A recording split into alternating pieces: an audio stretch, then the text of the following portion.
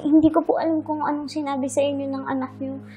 Pero gusto ko lang pong ipaliwanag yung side ko. Para ano? Para palabasin mo na naman na ikaw yung biktima? Tapos si Era ang masama? Hindi po yun yung intention ko. Gusto ko lang po talaga malaman niyo kung ano yung totoong nangyari. Alam mo, Lilet, hangang-hanga ako sa iyo noon. Nung magkasama pa tayo sa law school. Di ba, bar top-notcher ka? Kaso nang hihinayang ako sa iyo.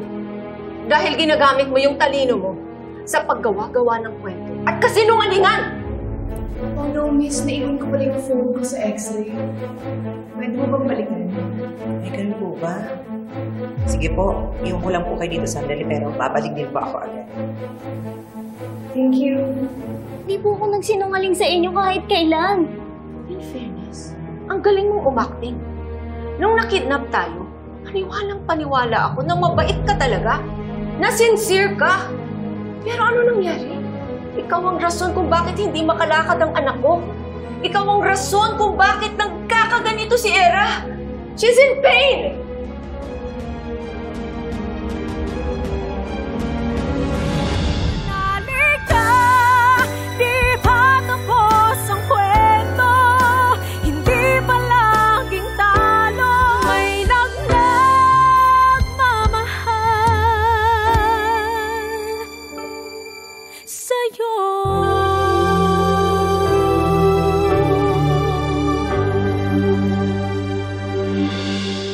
Inaamin ko po na itulak ko po si Attorney Era.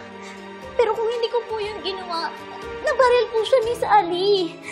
Gusto ko lang naman po siyang tulungan. Gusto ko po siyang iligtas eh. Aksidente po lang nangyari. Hindi ko po gusto masaktan si Era. Kapal ng mukha mo! Anong gusto mong mangyari ngayon? Magpasalamat pa kami sa'yo? Natanawin pa namin kung ang gano'n ang ginawa mo?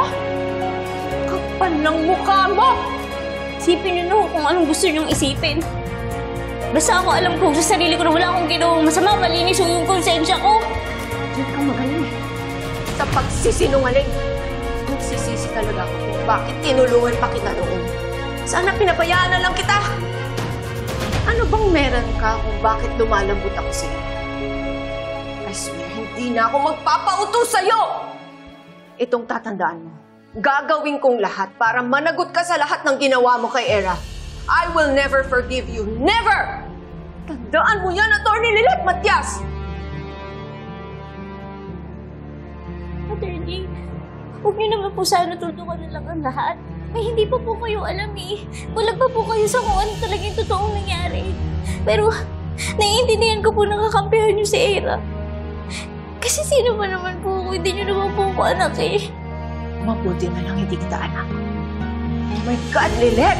Simula nang dumating ka sa buhay ko, ano ka ba? Para kang kuting na hindi mawala.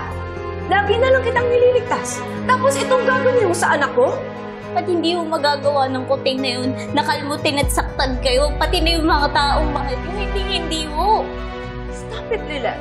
You are so convincing. Pero hindi ka napapayagang magpauto pa sa'yo. Tama na! Eh kayo, hanggang kailan kayo magpapauto sa anak niyo? Abogado ba talaga kayo?